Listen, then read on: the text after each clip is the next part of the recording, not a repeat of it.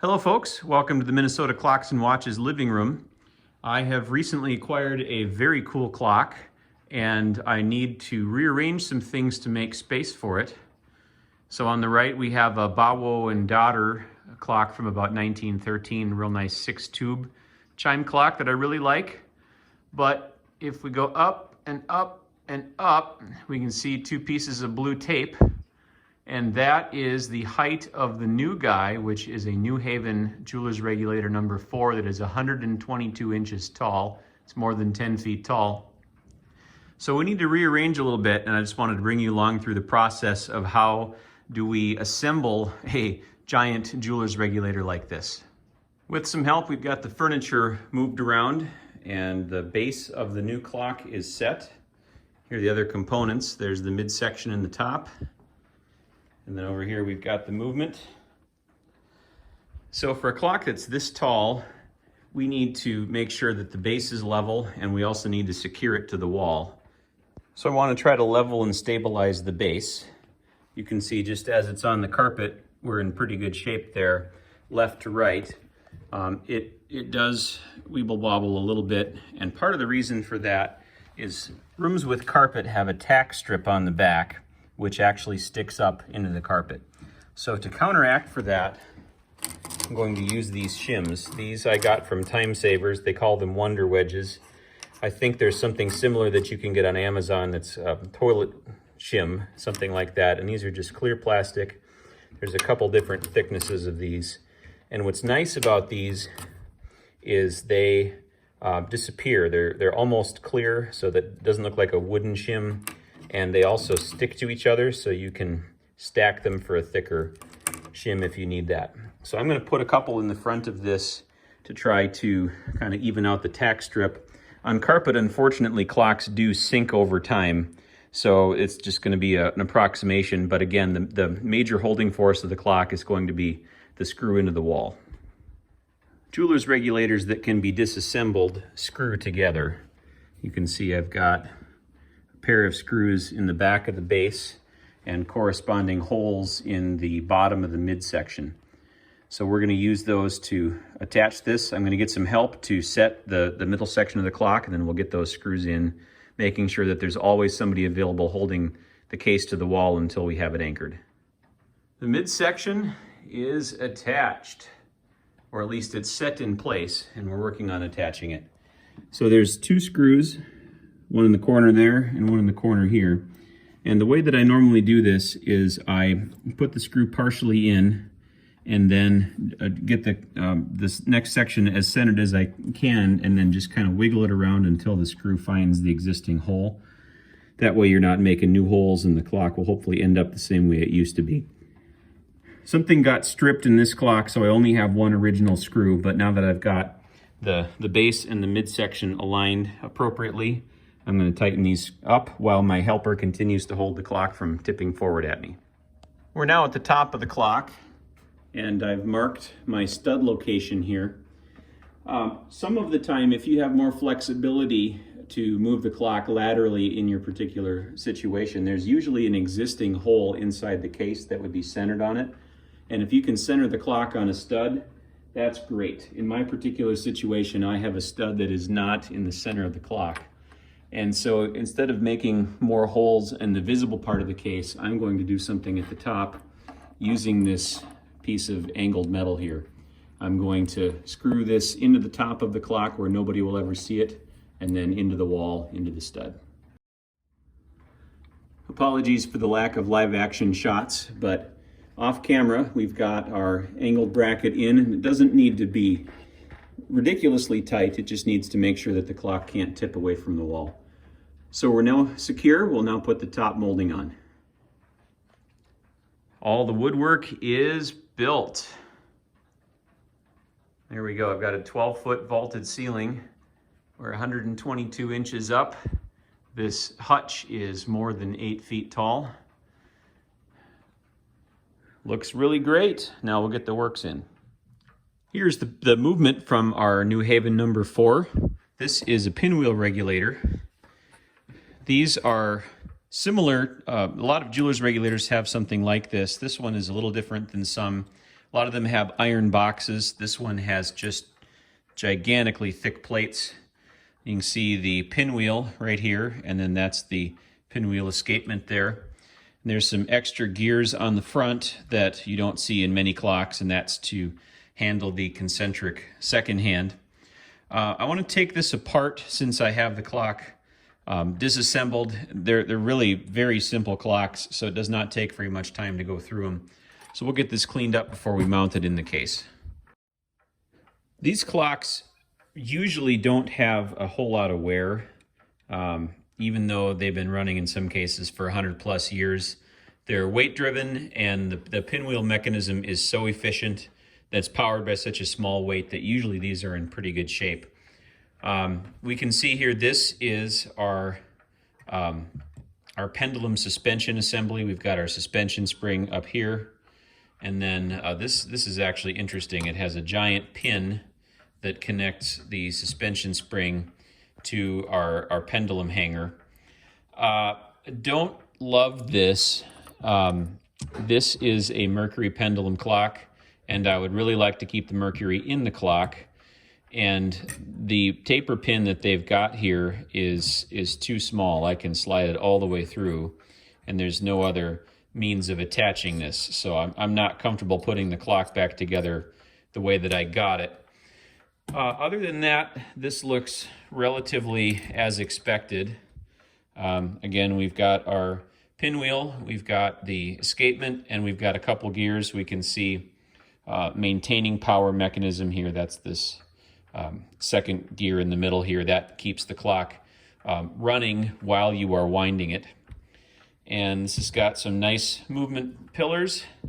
Yeah, so we're gonna go ahead and pop the plates here and take these screws out, and we can get it apart and get it clean. I've got the plates separated, and the good news is I think the important parts of the clock are in pretty good shape.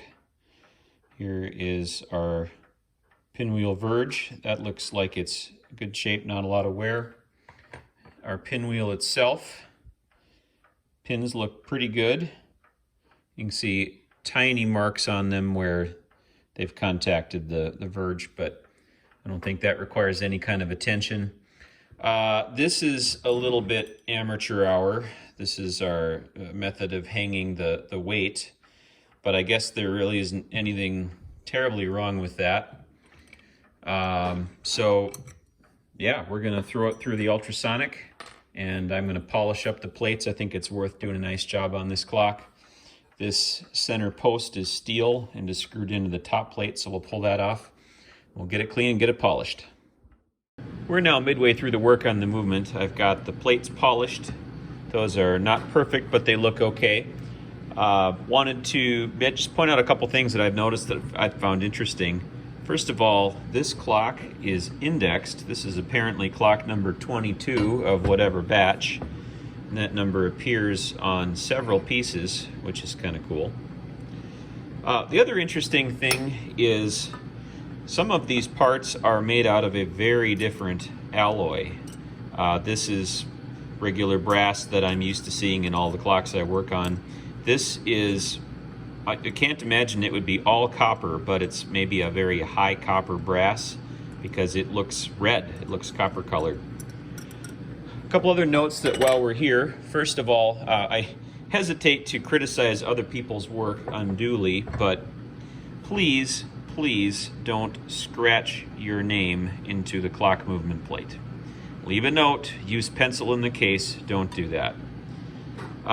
This one again says number 22. I'm not sure what the other markings mean. I believe this may be a Swiss pinwheel regulator. But that's the polished part. We're gonna get this back together. One other funny thing is this clock came with about 3 feet of weight cord. And this clock, as I mentioned, is 122 inches tall.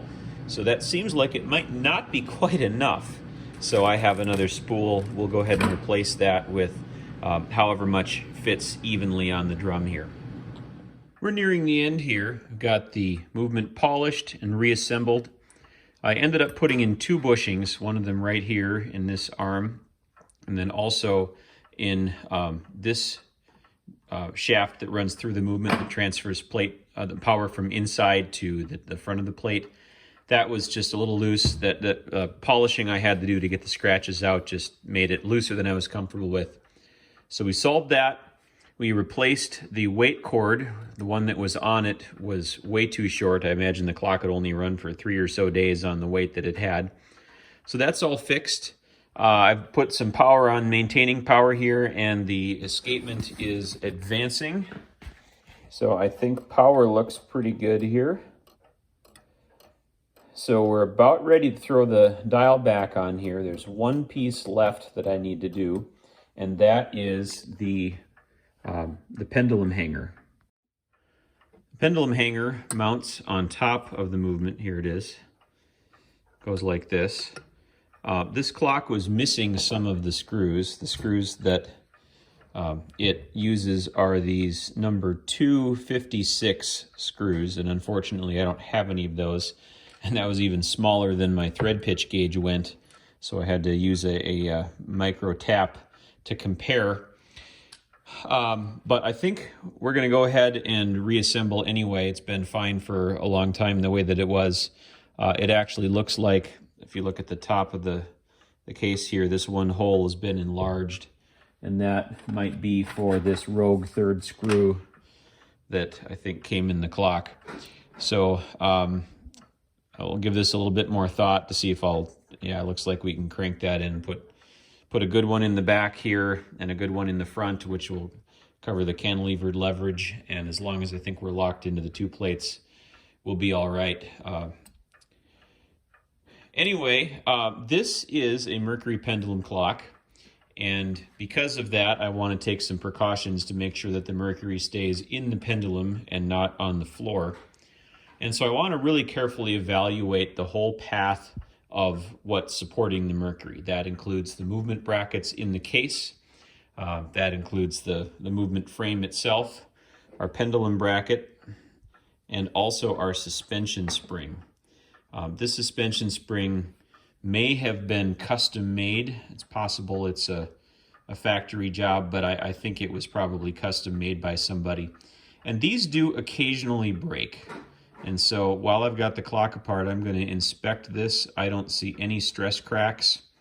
So this I think is just fine. It's a little ugly, but I think it's going to be okay. So this mounts in the bracket like so, and there's a pin driven through there.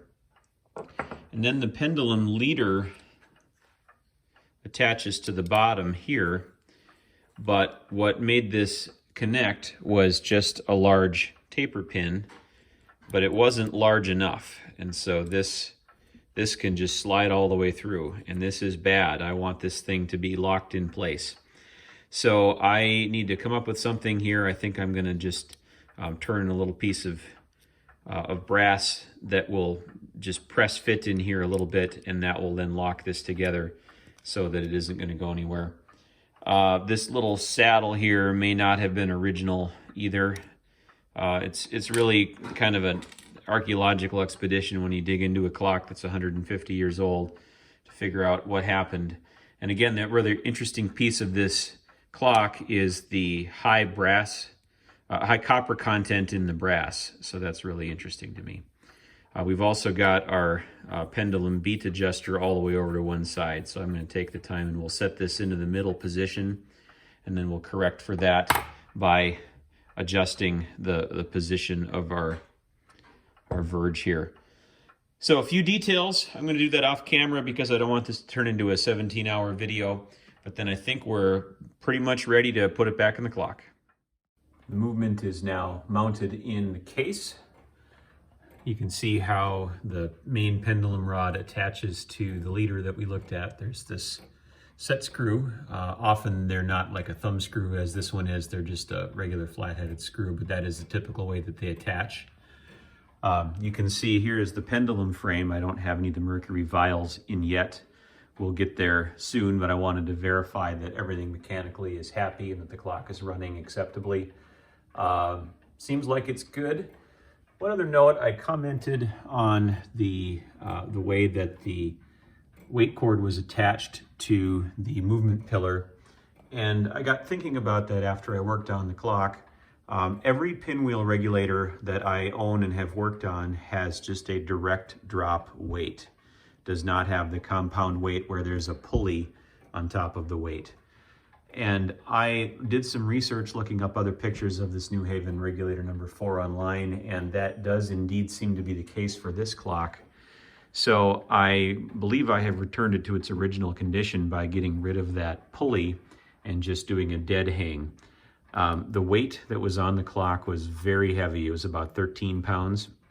And when you use a pulley, that effectively makes the weight half. So this was running on about 6.5 pounds, and it would run twice as long because of the pulley action trading off the inches moved per unit of power.